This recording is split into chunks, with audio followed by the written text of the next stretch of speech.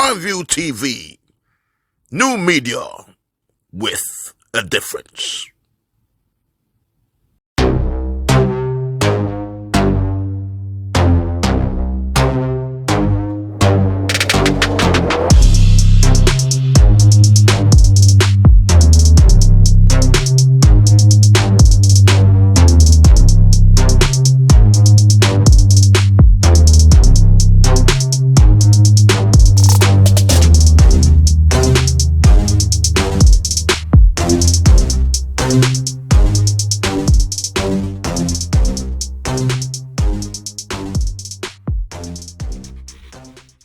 Welcome to the podium. It's your host, Spencer Anienwelu.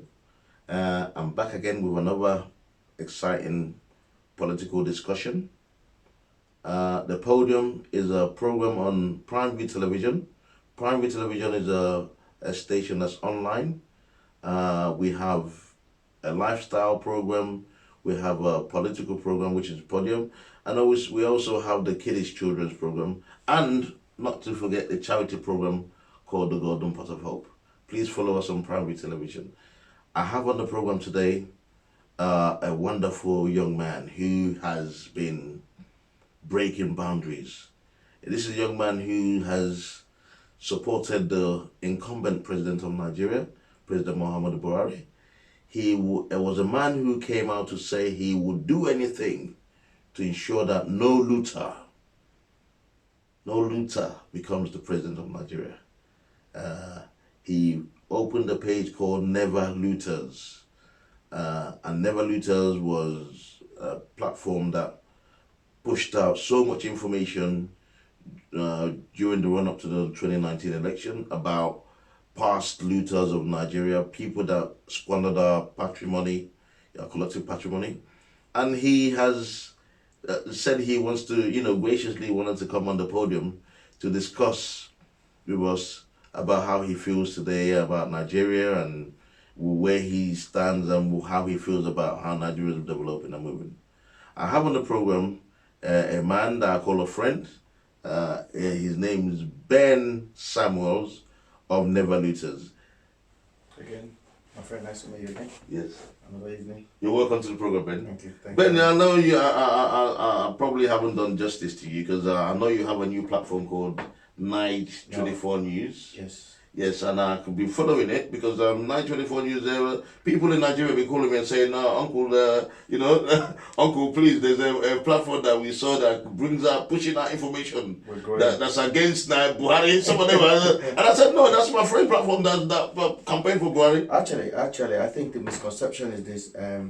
Again, Spencer, I love your program. Yeah. I love the Prime View TV. I basically follow you from the day you launched this platform. You are doing great, and the kind of interview you give, you are very, very. I hope you're not going to be too hard on me today. Yes, of course. We have the NeverLooter News, and then we also have the NeverLooter News is the platform that I basically started to support Mr. President, also to make sure that the kind of people that took advantage of our country for so long have no chance to come back. Yeah. And this is why I had so much passion in supporting Mr. President, and I would never regret doing that. Yeah. A lot of people have felt that maybe I feel disappointed. I wanted more, and I still want more. So you feel, what do you mean? When they say they feel you're disappointed, were you disappointed with the current, are you disappointed with the current president? Do I foresee what is going on now? Is it what I foresee in the time of fighting corruption, in the time of insecurity? Of course, I think we should do better because you feel the president is not doing enough? The president is not doing enough. Is it him or is it people around him, or what's your opinion? At the end of the day, I think I don't really like these ideas of trying to blame people around the president. The ball stop in front of the president. Yeah. At the end of the day, the reputation of Mr. President is at stake. Yeah. That is number one. His government is at stake. True. He would be the one to be held accountable. Yeah. His the history will judge him. So it's not a matter of whether we can blame his chief of staff, we can blame his service chief. The conversation was You asked me basically about the website, the Night 24 News, and also the platform, Yes. which is I'm the main handler. My main handler is NeverLooter News. NeverLooter News is for promoting transparency, accountability. So, and this is the vision that I see. So you also asked me if I'm not happy with the government or how they're handling a lot of stuff. Absolutely. I think they can do better, because I don't want to compare Buhari to any other past leader. Then the mistake we make is that we keep on comparing President Buhari to when PDP was there. Yeah. Buhari is not PDP. Yeah, I think we did that. Nigerians did that for a while. And we need to stop it. Especially and this notion that when we call the government out for something that need to be called. A lot of people know that I'm very vocal. In terms of security, I was on the TV, I was on my platform shouting, the government need to do more about security. Security is the main task of the government. And when I see things are not happening, that is where I come in to basically make my voice heard as well. Okay, we met in Nigeria. Yes, because I was invited for the inauguration. Yes. And I saw so many bloggers were in Nigeria then that were supporting the All Progressive Congress, the APC. The APC, and I know your platform was one of those basically favoring them. Yeah, exactly. So, but I've seen a lot of them complaining recently about not being carried along. Like some of them don't even want money, but they're thinking, why couldn't they have been factored into the media team, for instance, and the social media, So I've spoken to a few of them, and what is that? Is that what's informed you? No, absolutely no. I think it's a very important part of the conversation going forward as a ruling party, because the information that I am getting on a regular basis, one of the things that you need to understand is this: we are young people. Not a lot of young people get involved in politics. Sure. People like to do things that glorify nothing, basically. So we are in a difficult terrain by getting ourselves involved in politics. And there's a lot of young people in Nigeria that take it upon themselves to promote the party. And in my own opinion, I feel the party could appreciate these people. It's not just in time of money. One of the guy that I know that's very popular in Nigeria said, not even a thank you from the national. Well, what's your name? You don't want to mention. You don't want to mention. Sorry about that. I will cover. But I know you have there's a forum that I've heard that all the bloggers belong to. Yes. And I've heard that even in that forum, probably those guys control about 50 million Nigerians. Those guys basically change the event. Yeah. The they forum, can call the shots. They can call the shot. In terms of social media, they can change. They can sway the narrative. They can change the narrative of the news. Yeah, and I can assure you. And they're not being recognized. Is that what you're saying? They are not even involved in conversation, and those guys, they don't even want you to give them money. But you have to understand, to have a social media like those guys out there. I'm privileged to live in the United Kingdom. No one is telling the ruling party to support these guys. But what I have this is they are not being in any way appreciated. Yeah. So many things that you can do for these guys to actually make them involved is appreciation. So how would you think the government should? Like, well, how would they? Even a thank you from them. They don't even an email, or text, or something. I was in Nigeria. You are in Nigeria with me. I was in Nigeria, and these big bloggers that I know in Nigeria that have the well-known guys. We all know them. They have thousands of people. They have no ticket to come to inauguration. I was surprised. Some of them I wanted to meet them, but they told me that they have no tickets. Yeah, exactly. They have no ticket to come to inauguration. So I think going forward, whether the party chairman remain or they change them, they have to look into that to make sure the people that are following them, because we want to create jobs. And if you are going to be looking for government to create everything for you, it's not going to be available. You create something for yourself. The government and the system need to encourage you. And these guys have done it. They've created. They have done their best. Built a platform by themselves. Build their platform by themselves. And to building a platform is not easy. You have to sponsor it. You have to buy data. You have to dedicate time to basically spend time on it. Yeah. And the validation that you get from other people that did not buy your idea is also there. But Ben, I'll ask you this way. People always accuse you of you've been collecting money from the different parts. Even some people do say you collected money from PDP. Even. Somebody told me Buhari bought me a house in Abuja. Someone told you that you bought a house. I'm very serious. The guy is always on me. He said Buhari bought me a house, and I'm like, I wish Buhari bought me a house. Yes. But the fact, to be honest with you, the fact is this: it's not everyone that is privileged like us. I mean, we are in a good condition than those guys there. True. So and going forward, I think things should be able to change for them in a proper way. So even as much as I want to reevaluate my commitment to these scenarios, I have to also understand that the government hands are tied, but at the same time we have to call them out when we need to call them out. Yeah. So and then you know, you being in diaspora, we talked about a lot of people in diaspora always say that they don't feel they belong or they're being carried along.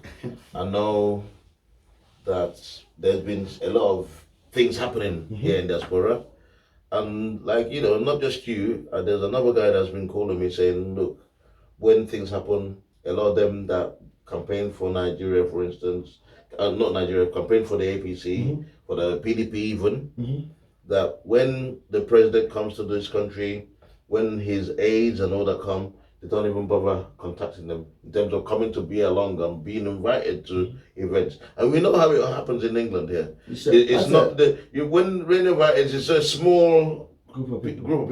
In London, there's not a lot of us. When Mr. President is coming to London, I organized a protest in London. Yes. Recently. For him in favor of it. In favor of supporting. When Mr. President was in London for that holiday that he came for, a lot of people that is against him, they went to organize a protest in front of the Mr. President. I also organized a... Was it when he came for his health? Yes, when he came for health checks and all that. Basically, people went and organized a protest, disturbing his residence and also the embassy. What I did was I organized my own solidarity. At least the president should know that those of us that live in the UK, we still support him, we still love him. Sure. So we went down there and do our own little get together and make sure that our voice is heard as well for the support. That is what we do. That is our image. Then bring the information that you just asked me about President being in London and we're not aware of it. President had an event in the UK on that African Economic Forum, UK Economic Forum joined together summit that they have. The president was around, and then we wanted to go there. We didn't have a chance to go there, and it's not. I'm not talking. So you were not invited. No. So who did you speak? You know, everyone that was invited. You know, there's protocol though. Normally, there's protocol. There's APC platform. There's the diasporan lady, for instance. Yes. Were you contacted by, or did you reach out to them? I contacted the diaspora lady direct. And what did she say? I phoned her and I asked her, and I told her I want to come to the event. You're talking about Abike Dabri? Yes. I could have gone to the event. I can go to any event. Of course you can. Yeah. I can go to any event. But you wanted to go through the right channel. I want to go through the right channel. I can crash any event I want to crash. I'm a UK citizen. I can do that. Yeah. But I want to go to the right channel, and I do those things. I didn't get my way. I left. But this is a problem that we have, that people don't want to be celebrated, but people want to be appreciated. Yeah. That is the right way I'll put it. Yeah. And if you don't give them, they turn. It's a human nature. That's true. It's a human nature. So going forward now, 2023, we've seen how it is. We have the people from the southeast talking about presidency. People from the north actually want to hold on to power. Now, if the APC are going to hold on to power, you know, like what you're talking about, the issue of needing people to work, social media is going to become relevant yet again. What do you think the party or those who I saw, you know what's happening, for instance, with the APC, with the current APC chairman? They're fighting, I've seen people like El Rufai and all that, and all that's being carried around on social media. 2022, perhaps, early 2022, things start changing. They start realizing, hold on a minute, I need Never News. My question is, when they come with $10 billion, what are you going to do to them? I think, Spencer, what I have refused to talk about is 2023. Yeah, why? I have basically refused to talk about it. I don't talk about it on my platform. Yeah. I don't have any favorite candidate going forward to 2023. I voted for 2020, 2021, 2022. Yes. Then we have 2023. There's a long gap of agenda that the government have to perform to get to that. How could we be talking about 2023 when we can't even, when we have not even stepped into the second part of the next level government that we talked about. Yes. So obviously, I am concentrating my attention. That's why I'm calling the government out, because what they want you to do, the people, is that they want you to forget about now. Yeah. I'm selling you a dream. Yeah. Let's hold them accountable now. Yeah, but to be fair though, there's still a bit of time though. In terms of, for instance, the second Niger break 2021, I think they said. There's a few projects that's gonna be put off. That is before 2023. And what happens then? Let's hold them accountable. Yeah, exactly. So let's push them to make sure they are delivering on the promises they make for 2019 to 2023. No, but we can basically not forget them. Yeah. But what happens then is, they say a day in politics is a long time, yeah, or a week in politics. But the thing is, what's going to happen now is between now and 2023, if they deliver those projects, right? What you now see is they'll now come back again. That's why the question I'm asking you is the bloggers. I'm zeroing into the bloggers. When it comes to 2023, right, or 2021 or 2022, how are the bloggers goes? I've been following what's happening. I know a lot of the bloggers that supported this party, the APC and Buhari, they're very angry. I know. So what's going to happen? Your question. Yeah. I think the problem is that Nigeria haven't realized how important social media is. Yeah. We're just going to talk about a little bit. Let me deviate a little bit. Bloomberg, American Democrat presidential candidate. Yes. In less than 2 months, he spent over $500 million on social media and TV ads. And he still put up. He didn't win one. So one. Wow. So, but $500 million. $500 million. Wow. So on social media and on TV ad. So social media is big. That's what the Russian, they understand it. American understand it. But because in Nigeria, they don't see that as a job. Okay, at the moment they don't see that. They don't see that as a job. And when you don't see that as a job, that these people that are doing this, they can earn a living out of it. They can have a life out of it. Yeah. Because if you are a blogger, you get advert. If you are doing Instagram, where you're talking about irrelevant stuff, you get ad on your show. People call you to influence. And you make money. Yeah. The government can also do this thing for these guys that are doing this. Give them ad. The last time, so what you're saying is even the administration could even have little ad snippets for those bloggers. So within their pages, using the platform they have. Form a group. Say, this the president is going to Arogongo Festival. We want to advertise it. Please put it on your page. This is 1,000 naira for you to buy airtime. Yeah. That goes a long way to help these young men. And they can do it across the board. You cannot give me 1,000. I don't need it. People people on ground that need it. And they've been working hard. Let me explain something to you. I have not even started it. I have 15 staff in Nigeria at the moment that I pay money to every month. 15 staff. 15. Wow. 15 staff is on my payroll. Your payroll. Every month. And I'm sitting there. And that money, that's investment. And those are students. They are still students. Some of them are still. What I try to do with my news media is that I try to give opportunity to students. Of course. I said, you can actually earn a honest living. Instead of spending your time reading nonsense, use that data to be creative, to do writing. Yeah, so they write for you. They write for me. So the people you employ, majority of them, what do they do? Are they student journalists? Student journalists. Most of them are university, and they write very well. They write very well. Rewriting in this world is one of the biggest business that we have. Yeah. So they are doing rewriting. Some of them are doing street reporting as well. Yeah. So I think that is the way to encourage business. Sure. If I can start that and get 15 staff under my belt. And that money, what you did is it trickles down, because whatever you're giving them, they'll use it to look after their brothers, their sisters, pay for their grandma in the village, their mom. At the moment, I have few cameras. When I mean few, in double digits, that is going to Nigeria, and those cameras are going to go into the hand of these young men. To use it to be using it for a live recording of video. They are empowered. Yes, you're empowering them. And how much more can we talk about this? So those are the kind of thing that this government is not doing. It's not just stopping corruption. It's opening channels for people to opening channel for young ideas to thrive. Yes. That is what we're talking about. Yes. Right. Thank you. Right. We're gonna go on a quick break, and when we come back.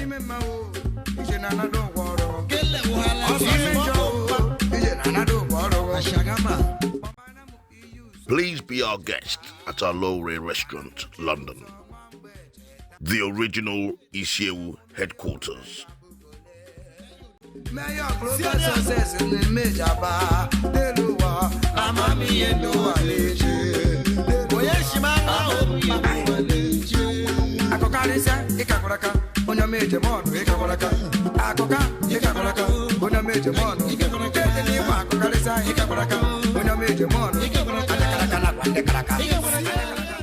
Our traditional and authentic dishes are prepared using fresh ingredients from Nigeria. Comparatively, our food portions are value for money. Party bookings and takeaways are only a phone call away.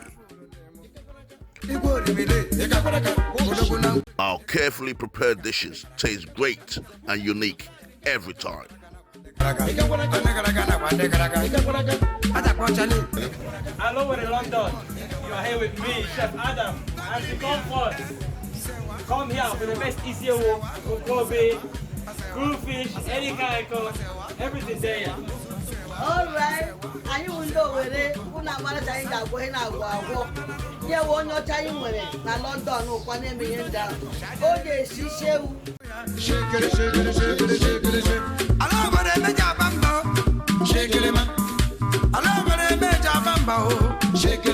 Hello, at a restaurant, the Isiewu headquarters in London. Prime View TV. New media with a difference. So, Ben, thanks for coming on to talk about this. You know, this is a different kind of program I'm having today because I need to, that's what I said to myself, I need to get on, you know, to speak to young Nigerians and let's start discussing. You might have your political affiliations, but we now need to start telling ourselves the truth about what we want and how we want it to be. So continue. You know, before we went on the break, you were talking about, what were you talking about? I was just telling you about the importance of empowerment. That's right, and yeah. I told you that in my own little way, what we'll be able to do. I have 15 people in Nigeria under my belt. That exactly. And I pay wages. Yes, they. So that's where we are. Yes. But where you are talking about the importance of this little thing that can actually enhance that. I think what I have how it trickles down. What I have discovered is this: the government are concentrating so much on the big things that the little things are spoiling the big things. Yes. For example, when I'm talking about unemployment is real in Nigeria. I have a platform that reach about 2 million people a month. We have about 60,000 followers, mostly diasporian. Those people, the people in Nigeria, I get emails and messages from them all the time. People don't want to be lazy, they want to work. They want to be part of what's going on here. They want to work. They want to earn a living, yeah. They want to work. And it's very important that the government look into this, creating opportunity. Yeah. Somebody was telling me in Abuja, an estate agent guy was telling me, he said there's no new estate coming up in Abuja, which means that if you're a laborer, if you're a carpenter, nothing's happening. Nothing is happening. So even all those empty properties we saw in Abuja, they haven't been completed. I told you. You know, when I saw a lot of what we're driving past, we saw this so many. This is another thing the government need to look into. Yeah. Because those things are holding the economy down. Because there's no legit person that uses his own money to build 20 houses in an estate and lock it down for 3 years. If it is your money, there's no possibility. You want it finished. And if you loan the money from a bank, there's interest coming in. There's no way you will keep that. It's because those monies are coming from the looted fund, and nobody looked at it. And this is what we need to highlight so that the government know. Yeah. So calling the government out to this little area, a lot of people see it as being challenging the government. That is what we have. My name and our page is NeverLooters. It's not looters for APC or looter for the. It's never across board. Yeah. So we try as much as possible to strike nerves, and sometimes it can go very uncomfortable. Yeah. But that's what we are called to do, and that is what we're doing. Yeah. Okay, Ben. I'm going to ask you about what we can see what's happening in terms of the dynamics in the APC or Progressive Congress. You can see what's happening with the current APC chairman. I mean, I've seen a lot of young people taking sides, What's your opinion on what's happening at the moment? With the I think laws? I like Adam Soshomole, and in several times I've highlighted his power and his strength. A lot of time I've been his fan for a very long time. But let's be realistic. His utterances did not make me happy as a human being. He has to be a leader, and he has to take responsibility for what is going on in the party. And that's all I can say. What about the president himself? Has he made any comments? Or is he? Are you not holding him? You know, I know you. You're a staunch. I wish the president would get more involved, but of course, Adam Soshomole is a capable man.